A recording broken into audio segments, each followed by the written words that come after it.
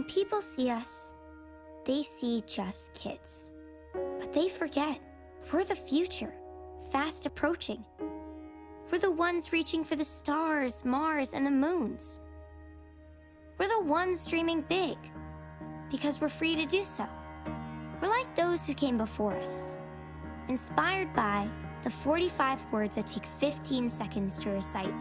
The First Amendment, 5 freedoms: religion, speech, press, assembly, petition. That without them, we'd become not a silent generation, but the silenced.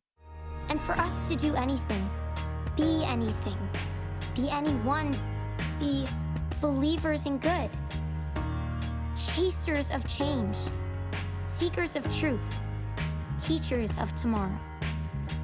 Ourselves. We must go forth into the unknown, knowing only one thing is certain, that the era of us has already begun. But our freedoms of gathering together, of speaking up, of writing down, of beliefs, always remain free. For me, for you, for humankind, for good. The First Amendment. Learn more at freedomforum.org. Hello, I'm Jan Newharth, Chair and Chief Executive Officer of the Freedom Forum. Welcome to First 5 Live, a Freedom Forum conversation series exploring the complex questions our First Amendment freedoms face today, and featuring current newsmakers who put their freedoms into practice. The Freedom Forum recently released the results of a survey asking a diverse group of more than 3,000 Americans what they know and believe about the First Amendment. Our findings show that Americans overwhelmingly consider the First Amendment vital, but our nation is also deeply divided about key First Amendment issues. More than half of Americans agree the news media should act as a watchdog on government, but only 14% trust journalists. And just 4% say press freedom is the First Amendment freedom they consider most essential. Tonight, USA Today publisher Maribel Perez Wadsworth and USA Today Washington Bureau Chief Susan Page will share how the press connects communities with critical information. And you'll hear about steps USA Today and Gannett newspapers are taking to restore readers' trust in their newsrooms. Maribel and Susan will also explore the history of USA Today, which marks its 40th anniversary next year, and its current initiatives to ensure its workforce is as diverse as the country. This program is brought to you by the Freedom Forum, which this year is celebrating its 30th anniversary after its founding on July 4th, 1991, by my father, Al Newharth. Since then, the Freedom Forum has fostered First Amendment freedoms for all. Our vision is an America where everyone knows, understands, values, and defends the freedoms of religion, speech, press, assembly, and petition. And now, here's what a cross-section of Americans from our survey say about press freedom. I don't want your opinion, I just want news, I want the facts. Bias is really hard to avoid. We're humans, it's in our nature. A lot of the media is very irresponsible when they distort the truth as fact.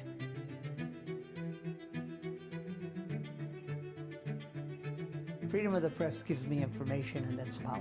You have to take everything with a grain of salt, and you just gotta find the truth. Sometimes they stretch the truth, and I don't think that that's right.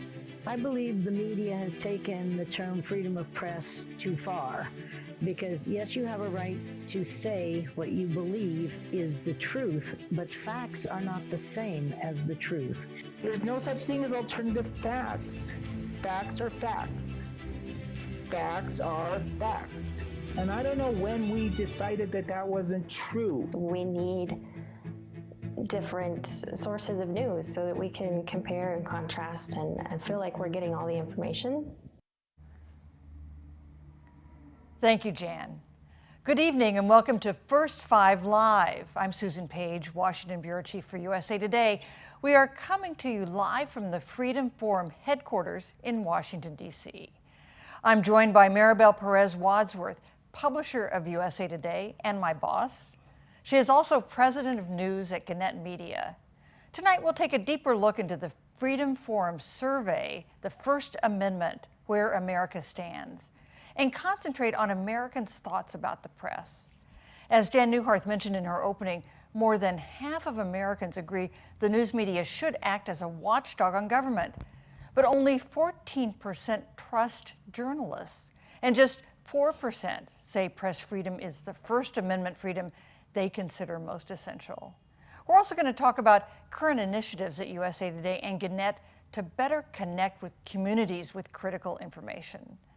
So let's get the conversation started, and we hope you will join us by submitting your questions in the chat or Q&A link at the bottom of your screen.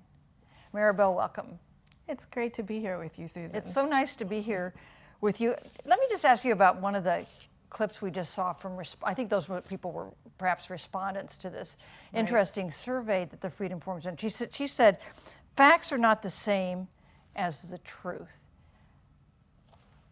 What do you think about that comment? And is that a sentiment that you think a lot of Americans have these days? I think absolutely a lot of Americans feel that way. I think that's frankly core to this, what I see as an accelerating erosion of trust in media.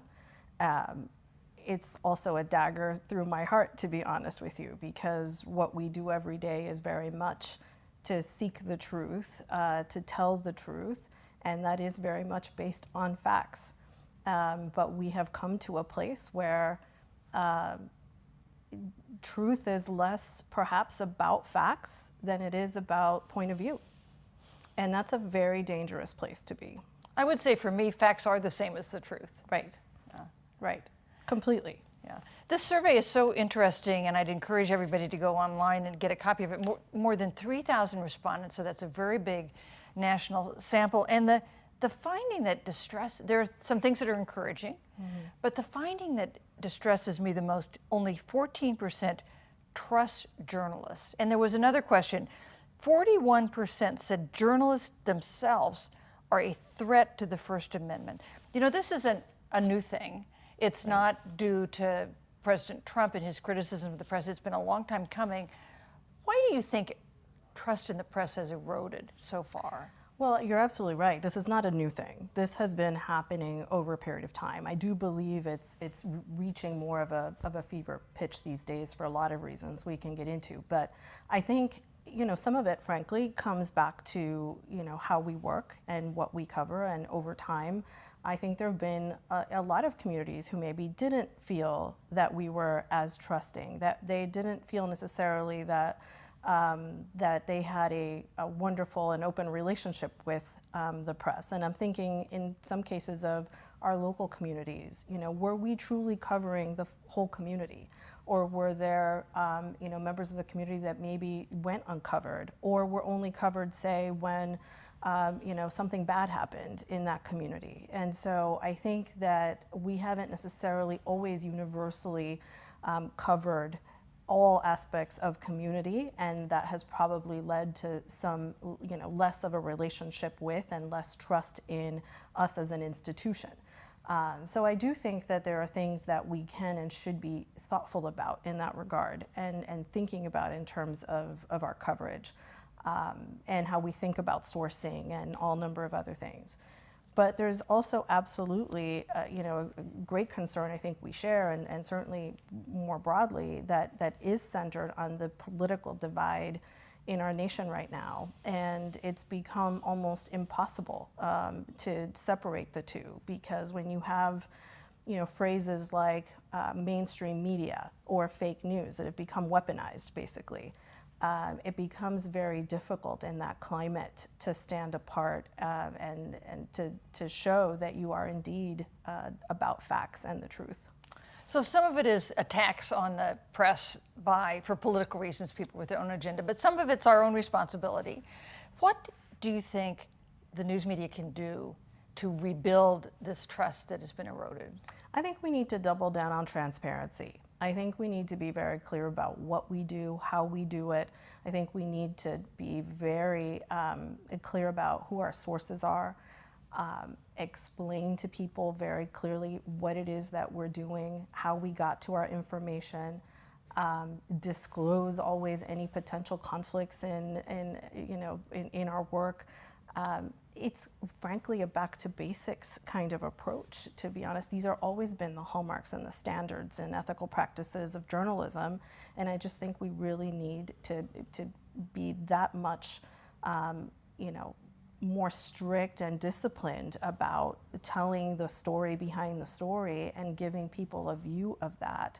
And frankly, being candid about the things we're not covering and why not. I think oftentimes, I know the number of times that I get calls or emails about, why we're not covering X, Y, or Z, and it's because we don't believe that is true. We don't believe it's a story, and yet because people hear it elsewhere, they expect that. I think if we can be transparent even about what we're choosing not to cover and why, that could go a long ways toward maybe dispelling some of the myths.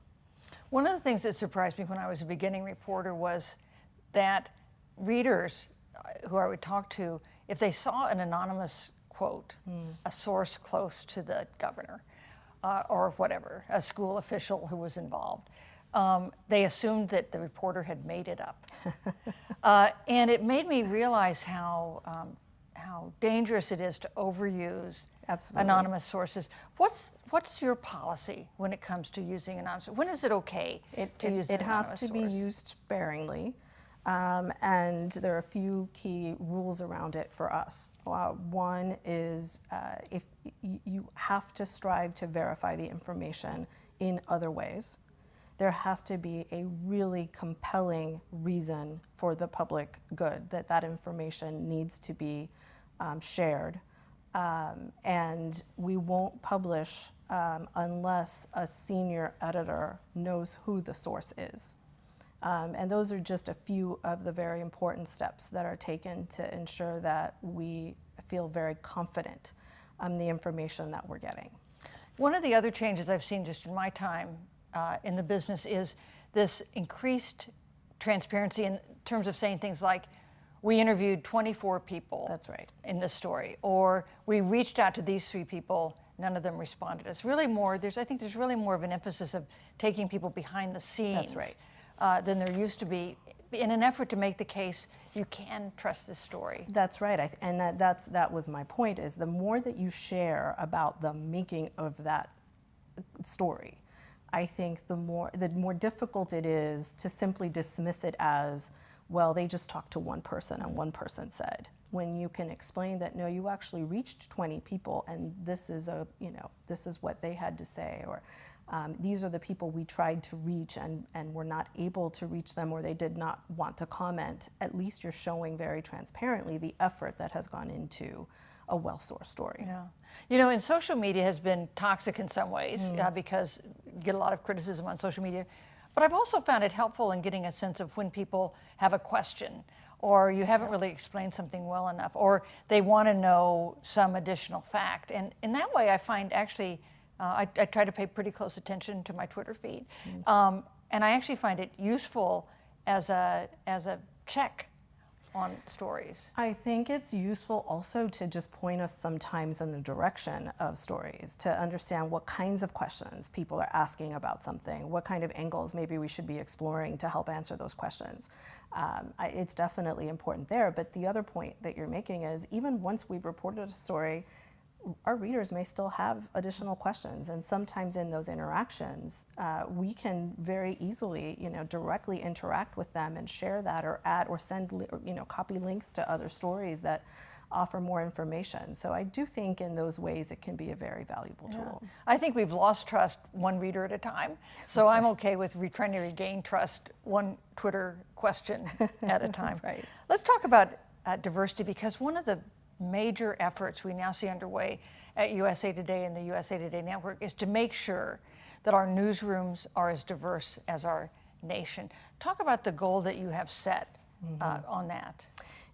Diversity and inclusion have been core to the DNA of Gannett for as long as I've been here, and I've been here a really long time.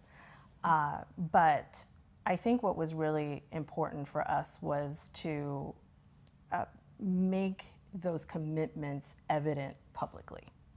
And so in this last year, we decided for the first time to publish a diversity census of each of our newsrooms. And it was important for us to do that in part as a rallying cry to the rest of the industry, to just underscore how important we believe that value is, but also as an important accountability metric. You know, the things that you state publicly, you are absolutely, or should, be following through on. So we wanted to not only share transparently our numbers, every single newsroom across the entire network, but also to declare a very important goal to achieve parity by the end of 2025. So parity with every community we serve, and of course for USA Today, that means the nation, by the end of 2025.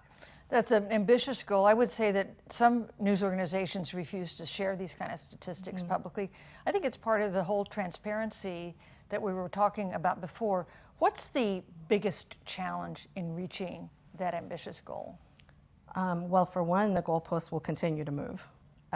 You know, we had no sooner declared that goal, and of course we've just had a new census come out, and not surprisingly, that census shows the nation continues to diversify, and so, you know, what sounded like parity, or what would have been parity in 2020 is definitely not that today, and so it just makes the work that much harder to achieve, but it's important. And so at the end of the day, I think the biggest reason that it's hard to check that box is that there's not really a box to check. This is going to be always on, always work that we have to do, just to continue to keep up with and reflect and represent the community we serve. And we know that the whole country is becoming more diverse every year, a trend that's not going to change. One of the things I've loved about that I think reflects a more diverse newsroom is coverage of Native American communities by the Arizona Republic. I find it so interesting, and I think it's increased. I'm certainly more aware of it. It's one of those things that, as someone who grew up in a state with a lot of Native Americans, it's been really interesting. Can you think of an example, a case where having a more diverse newsroom made a difference in what we either chose to cover or in how we went about covering it? Well, I think a recent example, obviously there had been a rise in incidents of Asian hate and hate-related crimes against Asian Americans in the last couple of years.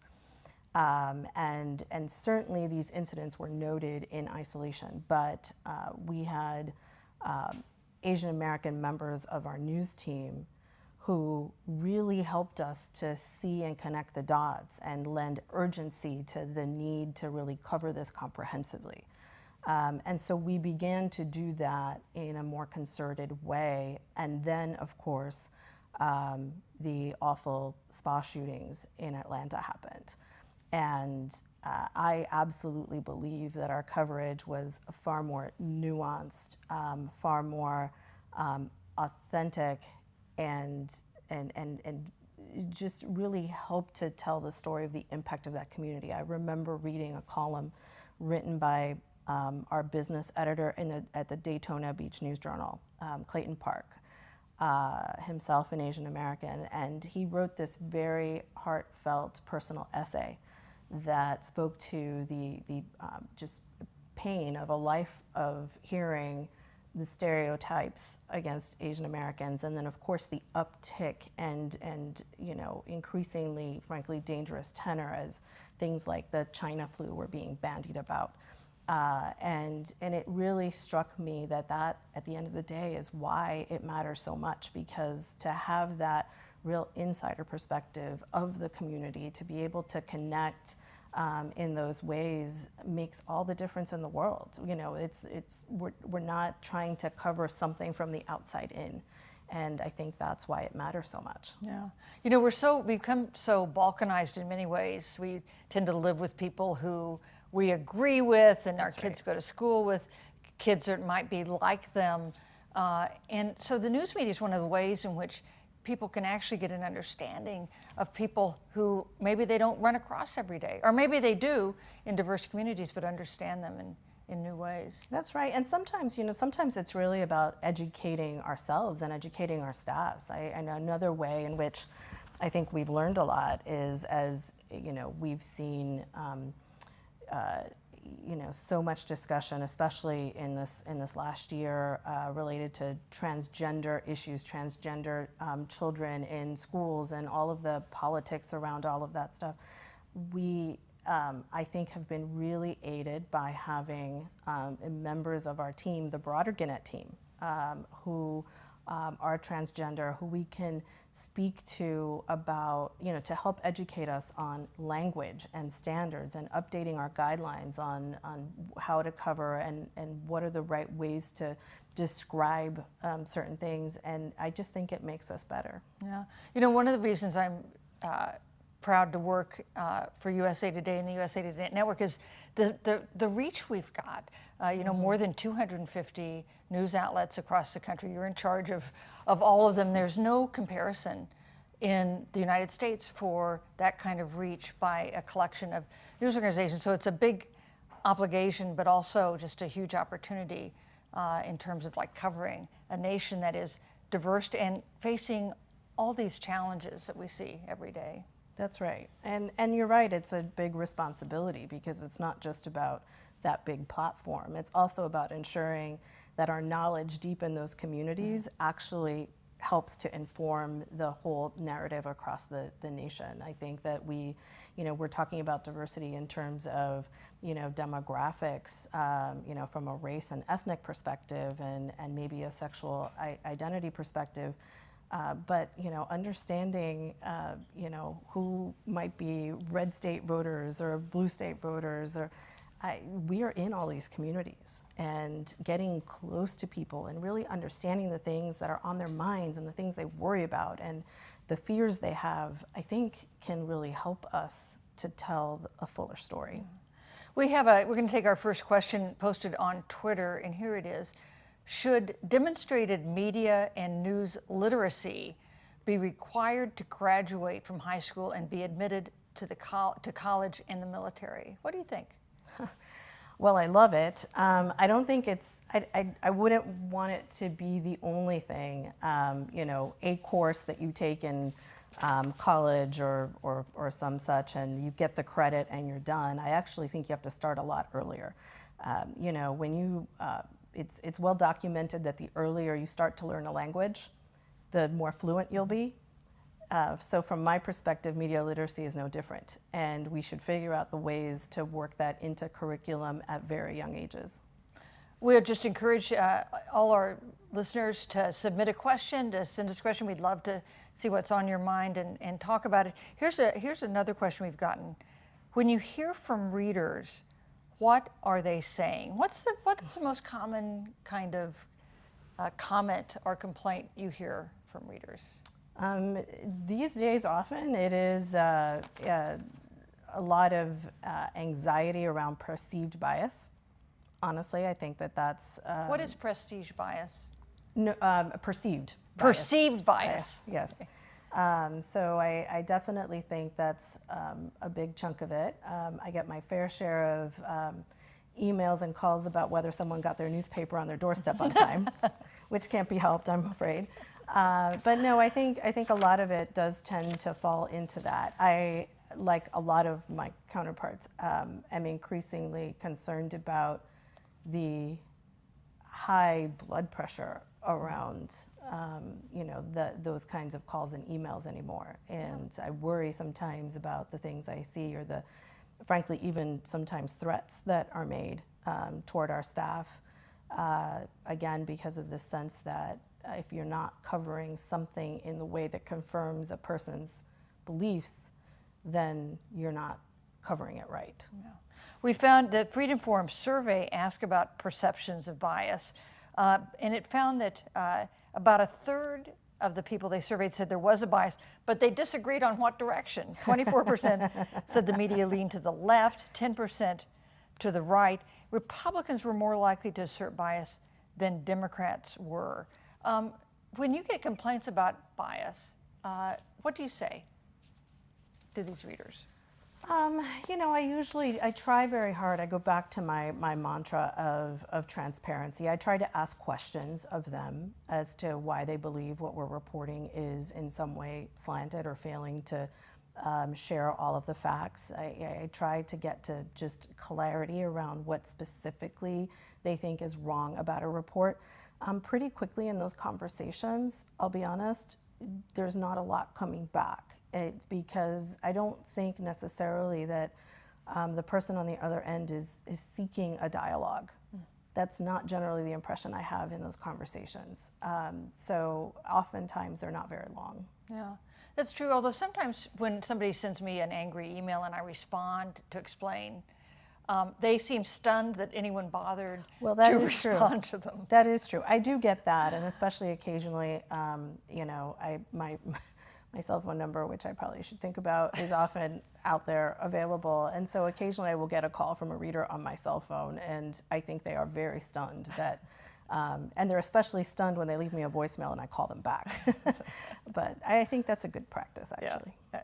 So I want to ask you about this very interesting push that Gannett has done to change the way we cover crime in communities. And this has been the source of some, you talked about tension with some communities that feel like we haven't covered them in a fair and contextualized way. Talk about what we're doing differently when it comes to covering crime.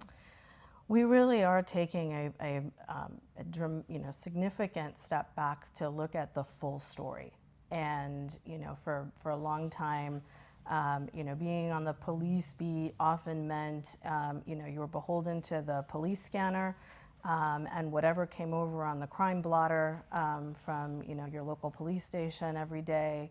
The running of, you know, once we were in a digital world, the running of mugshot galleries, photo galleries became, you know, a standard and drove a lot of page views.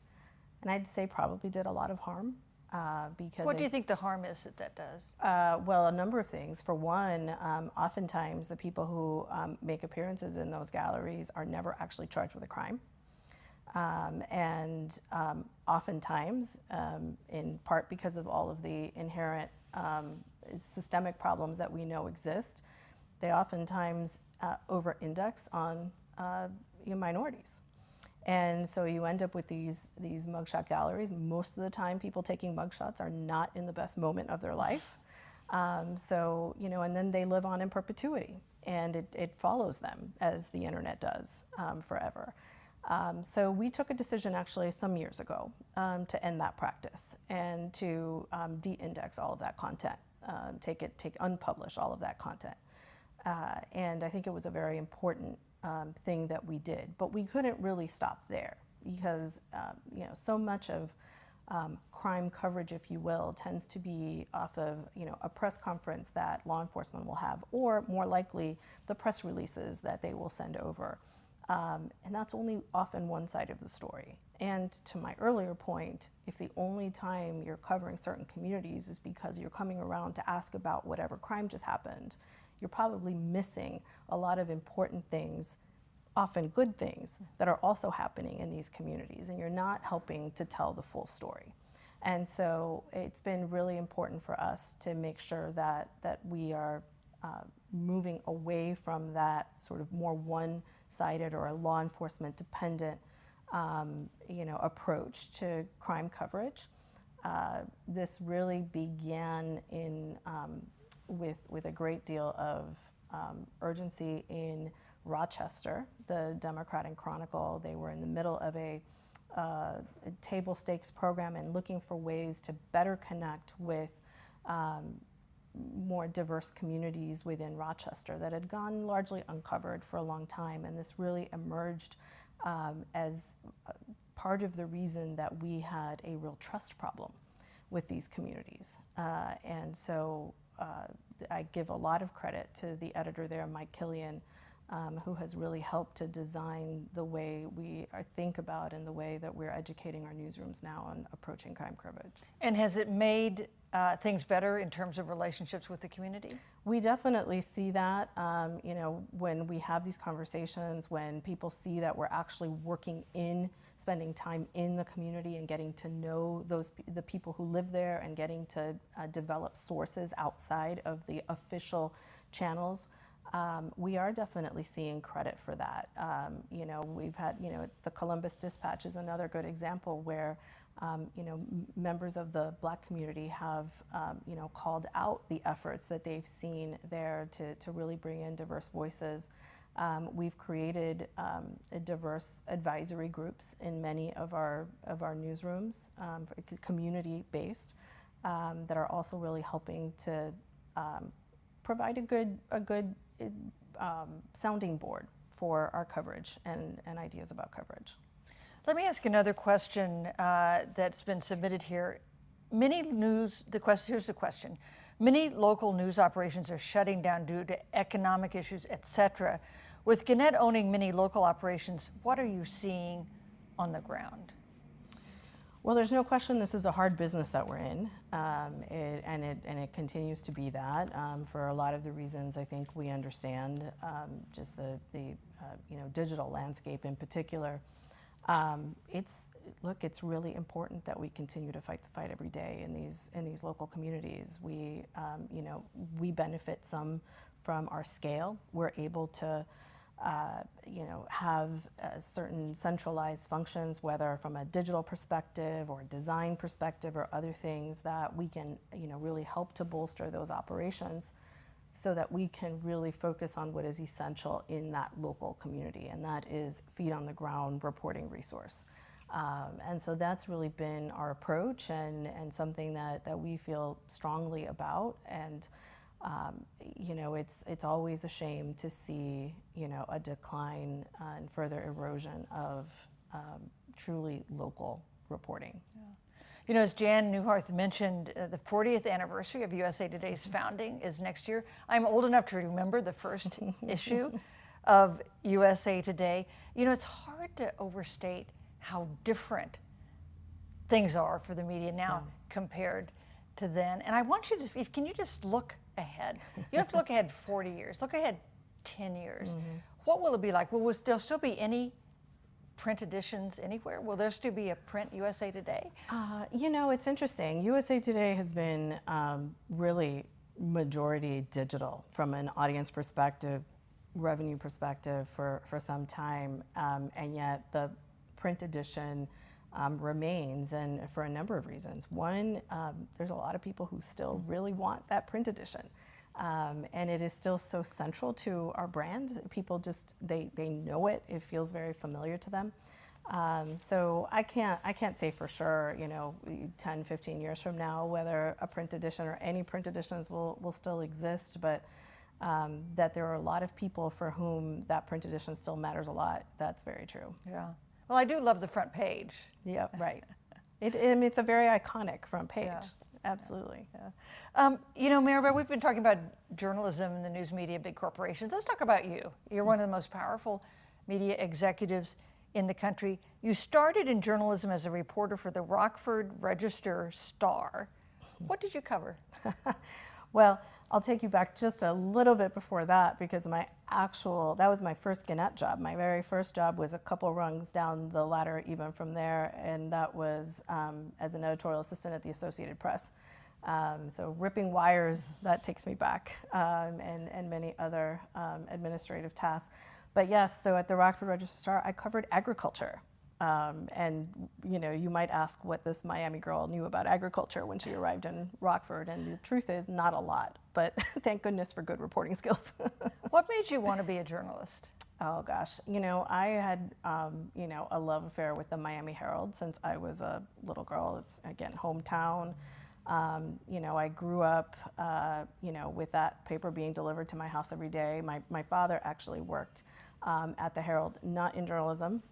He had started as a machinist and worked in the press room for many, many years. And I remember my early days of visiting there and feeling, smelling the ink and hearing the presses and occasionally getting a peek in a newsroom. And I was always fascinated with the fact that those people in that room knew what was going to be in that paper the next day.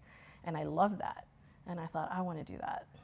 Not every publisher and president has stripped wires and covered agriculture for the Rockford paper. Does it make a difference, do you think, that you come from that experience? Oh, absolutely. What difference does it make? Well, the number one thing is that there is never a lack of clarity from me as to why the business being strong matters. Because this, at the end of the day, it's really about the mission, and it's about keeping the journalism strong. And so one of the things that's been really important to me as I've transitioned into more business-focused roles is to never get disconnected from the journalism. We're out of time. I'm going to ask you one last question. We're here at the Freedom Forum, the great legacy of Al Newhart, Jan's father, a place where my brother Max worked for many years. So I think we should close with this. How does the First Amendment, and especially freedom of the press, guide the work that you do? It is really at the core. At the end of the day, we have this awesome responsibility because of the First Amendment. And when you consider the vision of our founders to include freedom of the press, and in that they were making a big statement about how vital they believed that to be to our democracy, an inoculation, if you will, against corruption, against government overreach, against all of the bad things that happen to democracy when nobody's watching.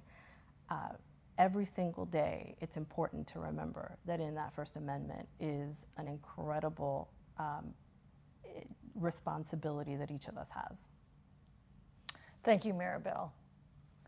Thank you for your insights and for joining us tonight on First 5 Live. To all our readers, viewers, we hope you'll share your thoughts about tonight's program via social media at the addresses listed below.